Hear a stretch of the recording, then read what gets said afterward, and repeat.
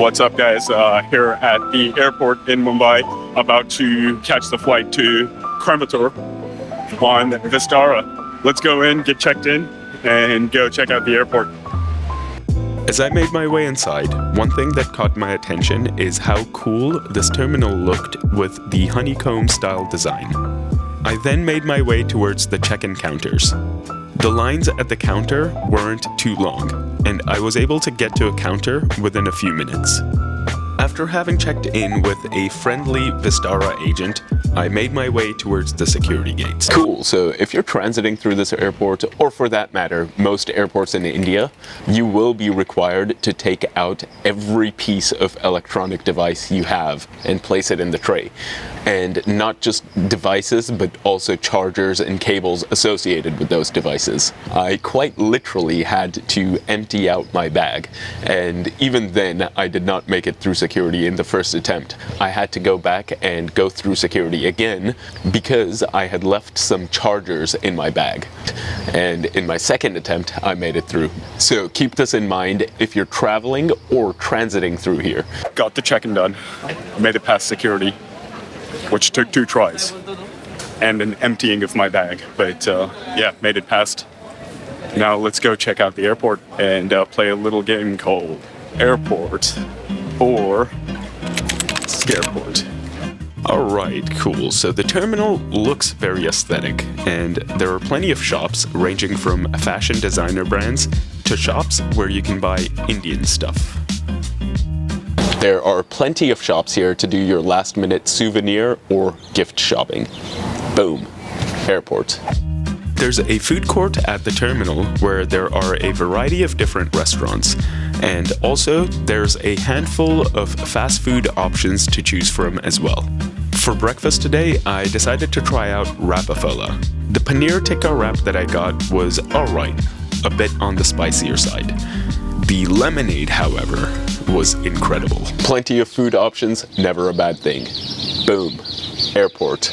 There's a place where you could get piss water, and also a place where you could get bitter water that makes you piss. Coffee and alcohol. Boom. Scareport. ×2. Speaking of water, there was also a hydration station. Honestly, I did not realize how important a hydration station would be till I was at an airport that did not have it. Boom. +1. Airport. On the way to the gate, there were numerous art exhibits showcasing the culture and history of the city and the country. It's always super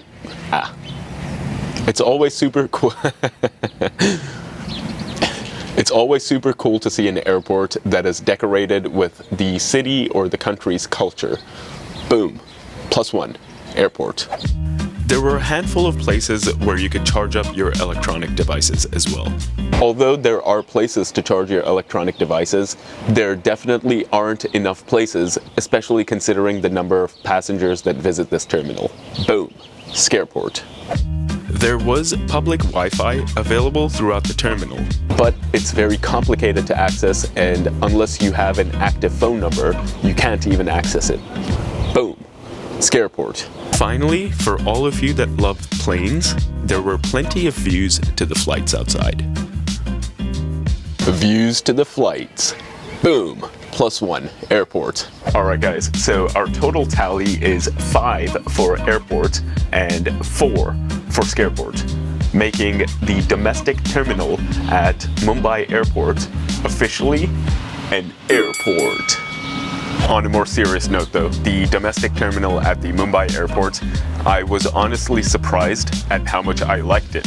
Although, not being able to access the Wi-Fi without an active phone number kind of defeats the purpose, because many people landing there or departing from there might not have an operational phone number, such as myself, making it impossible to connect to the Wi-Fi.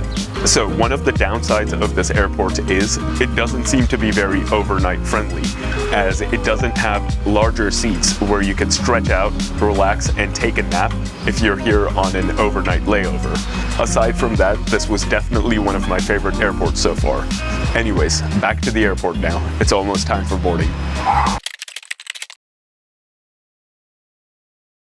All right, so we are going to Coimbatore, which is not even on the board. It is on the board. Never mind. It is on the board. 87B on time, UK 521. Let's do it. I then made my way to the gate. No, not that one. Yep, that's more like it. And waited for boarding. All right, it's 11:18 now. Our scheduled boarding time was 11:05. So already 13 minutes late right now. On the board, it says we'll board in 30 minutes. I'll give you an update here shortly once boarding starts. All right, so I just realized something. It says the flight will start boarding in 30 minutes, but there's no plane at the gate. We're just waiting for the plane to arrive first, and then boarding can begin. So far, it was going really good with the Vistara experience, but this delay definitely puts a ding on that.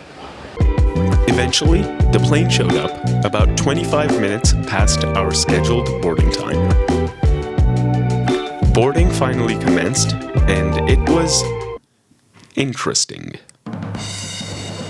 There were no boarding groups, and boarding was slightly chaotic and disorganized. There were two guys standing by the gate, yelling at everyone to get in a single queue.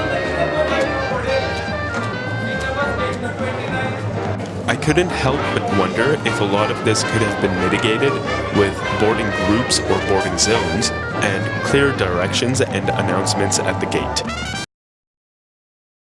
Eventually, I got through and made my way on board. Once on board, I made my way to the seat I had selected for the afternoon. Seat 23A.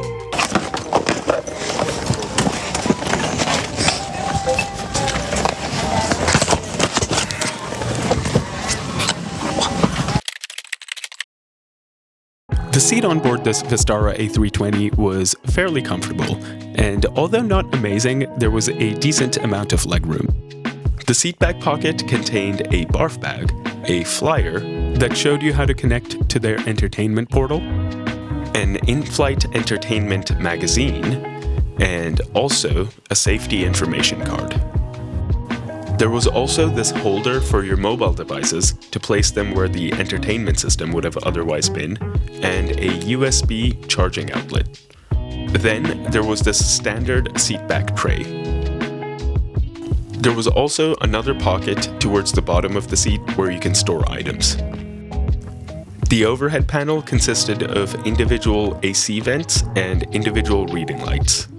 Also, there was a coat hook on the side of every seat. What I liked about Vistara is that once you booked the ticket, they did not charge extra for seat selection, which, to be honest, I felt was a nice touch. We eventually taxied our way to the runway and prepared for takeoff.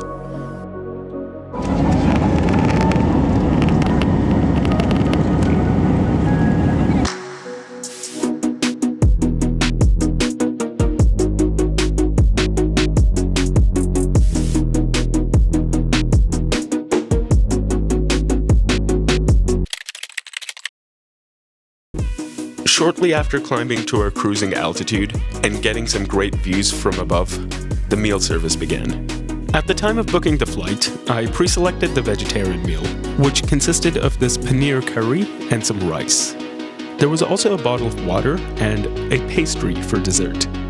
I found it pleasantly surprising that there was a full meal on board this 2-hour flight, as most airlines I've been on so far just do a snack for under 3-hour flights.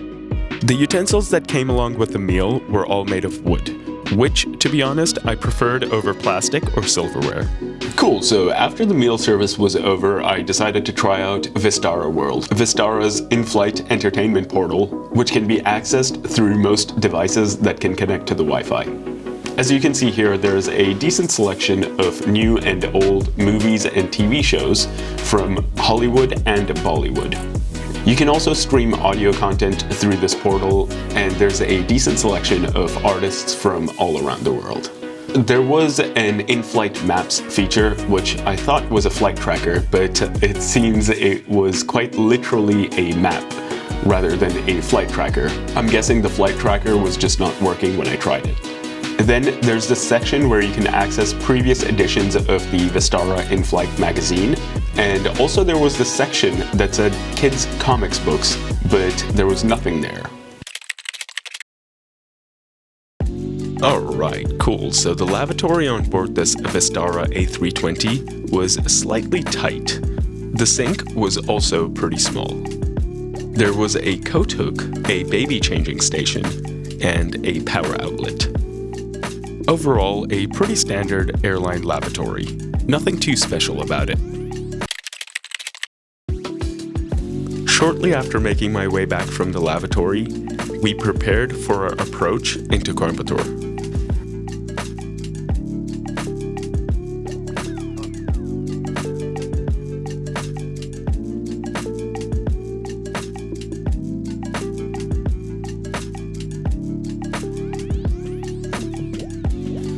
Since there was no jet bridge, I was able to walk right up beside the flight that brought us here.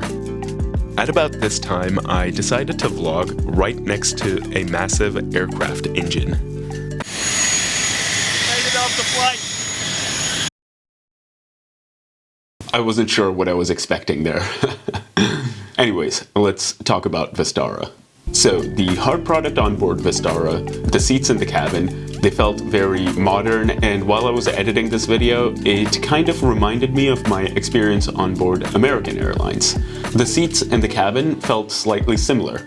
There was a decent amount of legroom and the seats were fairly comfortable. Also, there was a full meal provided on board this 2-hour flight. Although there was no entertainment system, there was an in-flight entertainment portal through which you can access various content which you could stream right to your mobile device, which was nice. Now, as for the soft product, the service at the check-in desk and on board was pretty good. The agents at the check-in counter were pretty friendly, and so was the cabin crew on board. Now, in terms of price, I paid around $67 for this flight from Mumbai to Coimbatore.